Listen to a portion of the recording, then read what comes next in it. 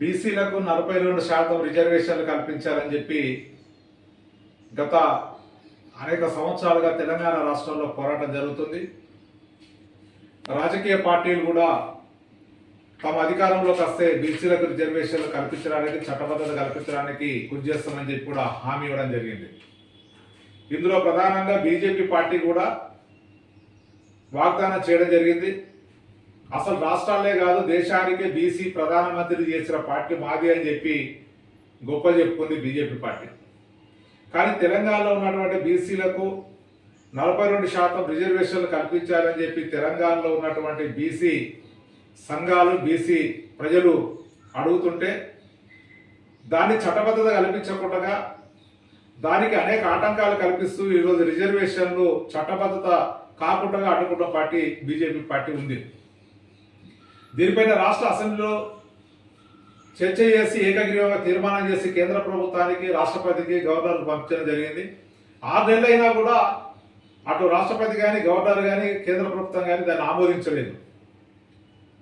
దీని మూలంగా బీసీలు చట్ట ప్రకారంగా రావాల్సినటువంటి, రాజ్యాంగబద్ధంగా రావాల్సినటువంటి సౌకర్యాలు కానీ, హక్కులు కానీ పొందలేకపోతున్నారు.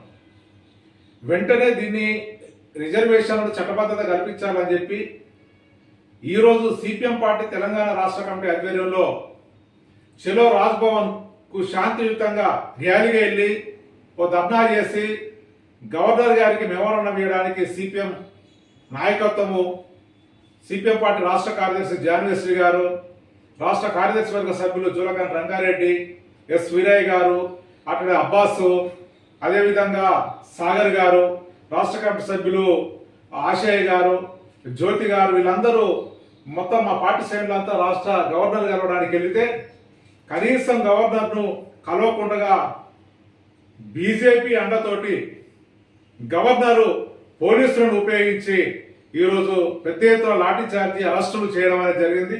దీన్ని మంచిర్యాల సిపిఎం పార్టీ తీవ్రంగా ఖండిస్తుంది.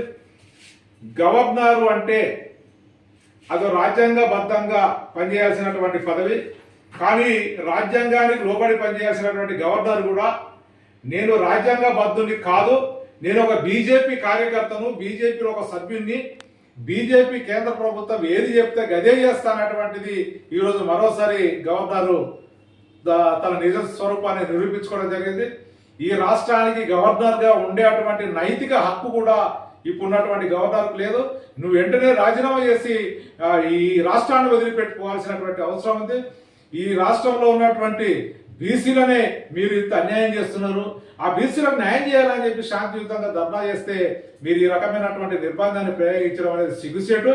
మీరు తక్షణమే మీ పదవి నుంచి వైదొలగాలని చెప్పి ఈ అక్రమ అరెస్టులను, లాఠీ ఛార్జీని, ఈ నిర్బంధాన్ని మంచిర్యాల సిపిఎం పార్టీ జిల్లా కమిటీ తీవ్రంగా ఖండిస్తూ మంచిర్యాల జిల్లా ప్రజలు ఈ బీజేపీ నిజస్వరూపాన్ని తెలుసుకోవాలని చెప్పి రేపు జరిగేటువంటి తెలంగాణ బంద్లో బీజేపీని బోన్లో నిలబెట్టి, బీజేపీని గుంజీలు దించి బీసీ రిజర్వేషన్లకు నువ్వు అడ్డొచ్చినావు, ఈ పద్ధతి మార్చుకోకపోతే రాబోయే కాలంలో నీకు పుట్టగతులు లేకుండా చేస్తామని చెప్పి మంచిర్యాల జిల్లా ప్రజలు బీజేపీకి తగిన గుణపాఠం చెప్పాలని చెప్పి సందర్భంగా పిలుపునిస్తున్నాం.